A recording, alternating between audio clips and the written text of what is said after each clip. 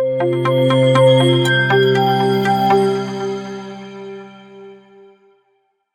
est la solution? Qu'est-ce qu'on fait?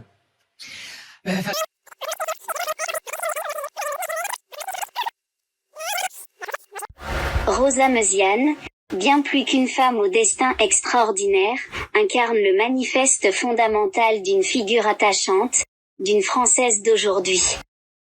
Sa carrière humaine, résolument brillant en France, a commencé dans le domaine bancaire, où elle a acquis de précieuses compétences. Mais avide de nouveaux défis, elle s'est orientée vers l'accompagnement et la transition professionnelle. Grâce à sa vision claire du marché de l'emploi et à son innovation constante, Rosa Mesiane a encadré de nombreux projets, jusqu'à devenir directrice d'un centre de formation. En parallèle, elle a soutenu des créateurs d'entreprises, les aidant à concrétiser leurs rêves. Aujourd'hui, elle dirige sa propre activité en tant que freelance et fondée sur son propre centre de formation. Mais Rosa Mesiane ne se contente pas de réussir professionnellement. Elle est également une citoyenne engagée, soutenant de nombreuses associations pour l'orientation des jeunes et initiant des débats sur des thématiques qui concernent les quartiers populaires à travers l'association qu'elle préside, Move Territoire. Femme de contact, Rosa Mesiane partage ses réflexions, ses analyses et les solutions qu'elle préconise sur des sujets de société en tant qu'éditorialiste dans des émissions de débat. Son objectif est clair: créer un dialogue constructif, apporter des idées novatrices et œuvrer pour une société plus équitable. Ainsi, Rosa Mesiane incarne un destin hors du commun, au service de ce qui nous rassemble. Elle nous offre le manifeste fondamental d'une figure attachante, d'une Française d'aujourd'hui. Restez avec nous pour découvrir davantage sur cette femme inspirante et sur les idées qu'elle défend.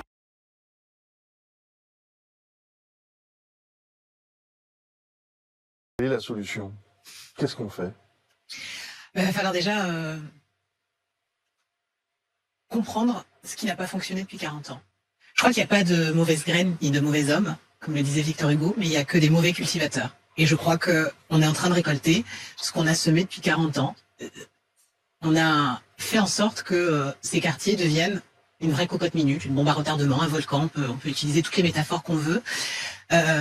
Moi, avec ma petite expérience, je n'ai eu de cesse d'alerter, je suis pas la seule, on est des milliers d'acteurs associatifs, d'élus, tous les gouvernements successifs en réalité, on a cessé de dire que ça ne va pas dans les quartiers, ça ne va pas au niveau de l'éducation, ça ne va pas au niveau de la sécurité, ça ne va pas au niveau de la santé, ça ne va pas au niveau du logement, ça ne va pas à tous les étages. Et systématiquement, on a eu pour réponse des rustines, des pansements. On a fait en sorte qu'avec 3 bouts de bois, on arrive à créer des miracles. La réalité, c'est qu'aujourd'hui, on a du mal à susciter l'espoir. Vous savez, on a eu une marche blanche hier, j'y étais. On ne cesse de se recueillir, on ne cesse de marcher d'ailleurs. Dans les années 80, on a eu la marche pour l'égalité, parce qu'on avait des jeunes enfants issus d'immigration qui aspiraient à être des Français à part entière, qui aspiraient à l'égalité, qui aspiraient à croire à notre pacte républicain. Cette manifestation qu'on a vulgairement, honteusement rebaptisée la marche des beurs, elle a donné pour réponse titre de séjour de 10 ans pour leurs parents. Comme si là, c'était une réponse sociale, économique à ces Français. 40 ans de marche, je crois qu'on est fatigué en réalité de marcher. Donc à vous entendre, il n'y a pas de solution? Si, il y a des solutions. Il y a des solutions et vous savez, on a aujourd'hui une rencontre des ministres. Très bien. Alors proposons un vrai plan, mais pas un énième plan rustine, pas un énième plan pseudo-Marshall, véritablement. Il y a des choses qui ont été faites ici et là.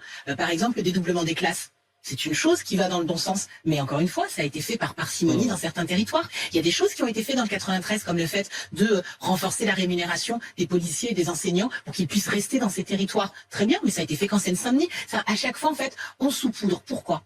Parce qu'en fait, ça fait un peu plus de 10 ans, d'ailleurs, que l'extrême droite est devenue la boussole idéologique de notre pays. Et qu'aujourd'hui, il faut se le dire clairement, engager des financements, investir dans les quartiers massivement, concrètement, c'est pas vendeur. Ce n'est pas vendeur. La France, les Français, nous ne sommes pas prêts à vouloir réinvestir dans nos quartiers parce qu'on estime que c'est le problème des quartiers. La réalité, c'est que les quartiers populaires, c'est un problème français. Chaque habitant Vous savez, ça fait à peu près 4 ans que j'interviens dans les médias. Chaque habitant, dans ces quartiers, quand il allume sa télé, il se sent humilié en permanence. Aucun, et je dis bien aucun, de gauche, de l'extrême gauche à l'extrême droite, ne dit à quel point on aime ses habitants et à quel point on a envie de construire pour eux. Et donc aujourd'hui, je vais vous le dire, la plupart des acteurs sont épuisés. Sont épuisés parce que ces gamins-là, on n'arrive même plus à susciter l'espoir. J'ai fait un tour de France des quartiers populaires en 2020 et 2021. J'ai vu un tel niveau de désespoir et de désœuvrement que je n'aurais pas cru. Des quartiers qui ont été réhabilités par l'ANRU sont même infestés de cafards et de rats. Il y a Rosa Méziane, effectivement, il y a des riverains, il y a des commerçants qui sont dévastés aujourd'hui, il y a des commerçants dont les boutiques ont été ravagées, des riverains qui s'inquiètent aussi, il faut aussi pouvoir les rassurer, les protéger. Ils ont raison de s'inquiéter parce que clairement les effectifs de police ne pourront pas être partout ce soir, ni demain soir, ni après-demain soir, parce que je pense que quel que soit l'effectif de police, quel que soit l'effectif de police, enfin je crois qu'on a à peu près 240 000 effectifs de police avec la gendarmerie, si je dis pas de bêtises. Donc même si on les déployait sur tout le territoire, ce ne serait pas suffisant pour tout contenir. Et on l'a dit tout à l'heure, il y a une mobilité très importante de ces petits groupes. Et aujourd'hui, certains sont là pour exprimer leur colère, pour en découdre. Ils ont le sentiment en plus de ne pas être entendus, parce que je reçois des milliers de messages depuis hier. Quand ils allument la télé, ils ont le sentiment que la France ne les comprend pas et que tout le monde est à côté de la plaque, véritablement. Depuis tout à l'heure, on parle de l'état d'urgence. Certes, ça ne va strictement rien changer à leur colère. Vous pensez que ça ne va rien changer? Je pense que ça va strictement... Peut-être pas l'amplifier, mais en tout cas, ceux qui ont décidé hier soir seront également ce soir dans les rues. Et je vous assure que je ne prends aucun plaisir à vous annoncer ça, parce qu'on ne cesse d'appeler au calme, véritablement. Mais c'est une réalité aujourd'hui, et c'est très bien qu'ils se réunissent pour l'état d'urgence.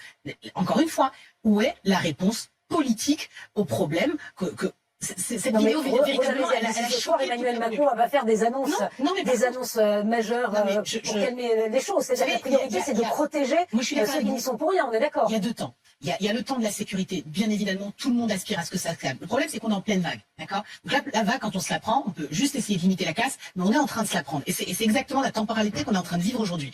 Maintenant, il faut quand même des annonces fortes. Et véritablement, je ne veux pas être dans une marotte sur la question des violences policières illégitimes, mais c'est un vrai sujet qui doit être posé sur la table, véritablement. Et après, encore une fois, il y aura le temps long d'un vrai plan pour les banlieues. Et depuis tout à l'heure, toutes les personnalités politiques que j'ai entendues depuis ce matin, véritablement, c'est le yaka faucon. Je ne sais pas ce qui va sortir de cette réunion, mais si véritablement on n'est que sur plus de muscles et plus d'uniformes, qui est nécessaire, véritablement, parce que la situation est catastrophique, ça ne suffira pas. Parce qu'aujourd'hui, ces jeunes, et je ne cesse d'avoir des éléments avec des associatifs, des acteurs de terrain, j'y vais encore tout à l'heure, véritablement, on ne nous entend pas. Et de toute façon, il n'y a que maintenant qu'on parle des quartiers. Parce que si ce n'est pas dans des faits divers, on parle de nous quand ça casse. Et je crois qu'à un moment donné, on n'entend pas que les images... Les quartiers, pardon, mais il n'y a pas que les quartiers qui ont été touchés. C'est pas que les quartiers. Oui, mais c'est des centres-villes, c'est des commerçants. C'est pas une question de quartier simplement. Parce qu'ils se déplacent. Mais aujourd'hui, c'est la jeunesse des quartiers populaires qui est en train de s'exprimer. Bien qu'elle aille sur les centres-villes ou bien qu'elle aille même au cœur de Paris. Aujourd'hui, elle est en train de s'exprimer. Elle est en train d'exprimer une colère où véritablement, je crois qu'on ne se rend pas compte du choc que ça a été. C'est un peu comparable à ce qu'on peut voir parfois aux États-Unis. Le choc des images, c'est véritablement, Naël, c'est la victime de trop. C'est véritablement la victime de trop. Et on le sait de toute façon. Si on ne traite pas les sujets, vous savez, on aura d'autres déflagrations. Je prends le pari ici, on se revoit peut-être dans 2 ans, dans 3 ans, dans 5 ans, on aura systématiquement des déflagrations parce que malheureusement, si on ne traite pas les sujets en profondeur, on aura d'autres Naël. Et c'est aujourd'hui la colère qui est exprimée. Nous n'en pouvons plus. La mère, Monia, hier, l'a assez justement précisé. J'aimerais que mon fils soit le dernier. Je crois que c'est ça, c'est cette colère qui est en train d'être exprimée. Denis Brault, alors quels enseignements les Français tirent-ils de ces 5 nuits d'émeutes et de chaos? Condamnation massive des violences à 90%, vous l'imaginez bien. Ils jugent par ailleurs que la mort de Naël n'est qu'un prétexte pour casser et renouvellent leur confiance à la police. On va en débattre notamment avec le cœur de notre enquête ELAB et Bernard Salanès dans un instant qui préside l'Institut. Nous sommes rejoints par Rosa Méziane qui est présidente du mouvement pour l'émancipation des territoires. Est-ce que vous êtes choqués lorsque vous entendez des Français qui très majoritairement expliquent que la mort de Naël est considérée comme un prétexte pour casser en fait? Je crois que... Qu'est-ce que vous avez envie de leur dire? Je crois comme toujours, ce qui ronge en fait notre société, c'est un peu le 2 poids 2 mesures. Parce qu'on reprend juste l'étude IFOP pour Sud Radio qui avait été faite en mars 2023, c'est pas très vieux, lors des manifestations pour les retraites, et on s'aperçoit que le résultat est complètement différent. On se rend compte qu'à l'époque, seulement 42% faisaient confiance à la police. On avait 57% qui condamnaient seulement les violences contre les forces de l'ordre et les dégradations, et 56% des Français considéraient que les violences policières dans les manifestations étaient réelles. Donc on s'aperçoit, en fait, si je devais le dire un peu de manière cavalière, en fonction de la typologie en fait des manifestations, quand c'est des Noirs et des Arabes, ça passe pas de la même manière. Je crois que quand il s'agit des gilets jaunes ou des gens qui sont contre la réforme des retraites, on estime que c'est légitime. Et par contre, quand il s'agit des quartiers populaires, on enlève le caractère réel, sincère, légitime en fait de ces révoltes. Mais entre-temps, il s'est passé quelque chose, c'est qu'on a eu 5 nuits d'émeutes, pardonnez-moi. Donc vous citez, et il est très intéressant, un sondage qui date de mars 2023. C'est pas très bien. Là, on vient de faire réagir les Français à l'actualité la plus chaude, et je vais vous dire, il est logique qu'ils ne répondent pas de la même façon. Enfin, je ne sais pas, Bernard Salanès. Sans vouloir polémiquer, quand on regarde ce qui s'est passé au moment des Gilets jaunes, on avait 8 Français sur 10 qui condamnaient également les violences qui étaient menées en marge des manifestations. Là, par définition, on condamne les violences. La condamnation des violences, et on avait près de 4 Français sur 10 qui disaient les comprendre. Mais qui les soutient? Enfin, pardonnez-moi, moi j'ai vu aucun acteur associatif, j'ai vu aucun habitant qui condamnait qui ne condamnait pas, les violences ou les exactions. Que ces violences sont compréhensibles. Parce que la France est un pays en fait aujourd'hui injuste et qui ne s'occupe pas d'une partie de sa population. Mis à part des politiques qui faisaient de la politique politicienne, moi j'ai vu aucun acteur sérieux dans ces territoires, dans ces quartiers, qui légitimait ces violences. Parce que vous savez quoi, c'est une forme de double peine. Vous savez, ces jeunes, pour certains, ont saccagé leur propre habitat, comme des hommes fous en colère qui pètent tout chez eux. Et je crois qu'aujourd'hui, il y a une forme de double peine ressentie, et on peut aller un peu plus loin sur ces résultats, mais je crois qu'il y a un véritable désamour à l'égard de nos quartiers, et le deux poids deux mesures, je crois qu'il est ressenti avec une vraie violence. Alors, ce mépris, comment le décrire pour ceux qui ne le comprennent pas? Et là, je reviens, vous comprenez, à l'enquête de Bernard. Oui, effectivement, Nanterre, de manière générale, c'est pas le pire endroit de France si on a un petit peu voyagé dans les quartiers populaires. Mais enfin, Nanterre, ça dit quand même quelque chose. Face au gratte-ciel de la Défense, donc qui est quand même le poumon économique de l'Europe, on a les gratte-ciel des tournuages de la tour Pablo-Picasso. Oui, et je suis désolée, mais ces deux mondes qui se font face à face, ça dit quand même quelque chose, parce que le taux de chômage est quand même 2 fois plus élevé à Pablo-Picasso qu'ailleurs. Donc il faut aussi décrypter ce qui se passe au-delà du RER A ou de quelques magasins qu'on a dans Nanterre, parce qu'effectivement c'est pas la pire des villes. Mais quand on connaît un petit peu Pablo Picasso, ça reste quand même une cité qui est minée par le trafic de drogue. Vous avez aujourd'hui des bâtiments où il n'est pas agréable, il ne fait pas bon vivre au Pablo, c'est faux. Pour le coup, c'est une cité que je connais particulièrement bien. Enfin, vous avez une cité qui est vétustée. Alors même si là il y a un programme de rénovation, ou parce qu'on ne peut pas détruire ces tours nuages qui sont aujourd'hui classés, on va détruire certains étages pour y mettre des entreprises. Bon, je crois pas que ça va changer grand-chose, mais il faut y vivre, il faut le sentir pour comprendre que rien n'est agréable. Moi, je crois pas qu'autour de la table, on ait envie de vivre au Pablo Picasso. C'est faux. C'est faux. Donc effectivement, c'est pas la cité des 4000 ou c'est pas les Mureaux. Enfin, c'est pas non plus. Je suis en train de dire en fait que aujourd'hui il y a une forme de violence entre la France qui continue d'avancer, puis ces quartiers, certes qui ne sont pas les plus enclavés, mais où on continue à être relégué socialement et presque même au niveau de la nation. Enfin aujourd'hui quand on parle de ces quartiers, c'est soit dans les faits divers, soit quand ça pète aujourd'hui, alors presque à 18 ans. Donc la violence qui est décrite aujourd'hui, et moi ça fait 4 ans que j'interviens dans les médias. Sur votre dernière assertion, je suis totalement d'accord avec vous. Vous savez, à chaque fois qu'on allume la télé, quand on vient des quartiers populaires, on a un sentiment d'humiliation qui est terrible. Et je crois que ce manque de sentiment d'appartenance à la nation, on est tous un petit peu co-responsables. Je crois que quand on a laissé dire des horreurs dans notre pays, on emporte un peu sa responsabilité. Vous savez, moi je suis pas de celle qui oppose la police aux quartiers populaires ou aux jeunes des quartiers populaires. J'ai moi-même des policiers dans ma famille. Je sais combien ils s'investissent énormément, notamment dans nos quartiers, véritablement, parce qu'il y a de la délinquance, du trafic de drogue, des drames intrafamiliaux et qui sont toujours en première ligne. Ils sont là. Et donc sur ça, il n'y a pas de sujet. J'ai moi-même organisé une multitude d'opérations entre la police et les personnes des quartiers populaires. Mais enfin, on va quand même pas se faire l'économie d'un débat sur les violences policières illégitimes dans notre pays. Et je crois que il est aussi là le fondement du mal en réalité. Et on a le sentiment qu'il y a un déni de la classe politique et aussi des syndicats de police. Il faut savoir le dire parce qu'on a eu un rapport. Peut-être parce que, pardonnez-moi, pour une majorité de Français, la police les protégeant, ils souhaitent parfois dire à quel point ils souhaitent protéger leur police. La police protégeant et étant reconnue comme une cible d'abord. Alors, dans votre enquête notamment, absolument. Mais il y a des éléments qui sont accablants. On a eu un rapport en fait de l'IGA, de l'Inspection Générale de l'Administration, un rapport en 2021, je pense que monsieur est au courant, clairement accablant sur les contrôles aux faciès et le racisme dans la police.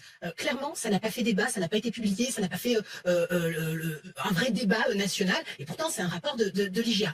De la même manière, on a par exemple la Confédération syndicale internationale, dont en tout cas dans la maison mère FO fait partie, qui a sorti un rapport actuellement sur la brutalité policière. Donc on a la Confédération internationale syndicale qui nous dit qu'il y a de la brutalité policière, mais en France ici, SGP Police FO nous dit circuler, il n'y a rien à voir, il n'y a pas de brutalité policière. Donc il y a aussi cette forme je crois aujourd'hui que l'ensemble des syndicats de police ont plus ou moins le même son.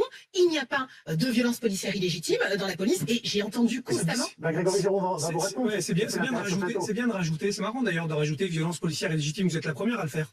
Ça fait des années qu'on entend violence policière tout court. Et c'est pas mon cas, vous voyez, parce qu'il y a des acteurs associatifs sérieux qui font preuve en fait de nuances. Vous savez, violence illégitime, ça suffit à la limite. Ou usage de la force légitime, ça suffit. Mais violence policière, c'est déjà quand même connoté l'institution entière. Oui, mais c'est pas mon cas pour le coup, et vous trouverez pas en fait de sentiment anti-flic dans mes propos. Vous faites en disant violence policière, pardon. Non, pas du tout. Moi, je parle de violence policière et illégitime. De policiers. Mais bon, peu importe, c'est un débat sémantique, mais c'est quand même important. Oui, mais pour le coup, par exemple, la Confédération syndicale internationale parle de brutalité policière. Oui, on peut parler de... Non, mais on peut faire un débat si vous voulez. Non, on va pas le refaire tout de suite parce que j'ai un dossier à aborder, mais juste l'amalgame des syndicats de police, c'est un peu l'amalgame finalement des politiques. Vous savez, parce qu'ici il y a plusieurs syndicats, c'est parce qu'il y a aussi plusieurs courants d'idées, plusieurs aussi sujets fondamentaux sur lesquels on n'est pas d'accord entre nous, clairement, notamment sur des positions sur le métier qui me semblent évidentes. Moi, je suis pas pour la présomption de légitime défense, par exemple, je trouve que c'est une hérésie. Moi, je suis pas pour le choc tactique, je pense que c'est dangereux. Vous voyez, on a quand même une grosse différence avec certains syndicats. Donc merci de ne pas nous essentialiser aussi. De la même manière, il y avait un syndicaliste policier qui avait sorti cette phrase extraordinaire sur Bamboula, c'est à peu près convenable, et je crois qu'il faisait partie de vous. Oui. En fait, attendez, madame, si vous reprenez des trucs comme ça, on va avoir du mal à débattre quand même. Parce que vous avez beaucoup oublié Bamboula à la fin, c'est pas bien du tout parce que ça fait durer pendant une demi-heure. Non, mais ce que je veux dire,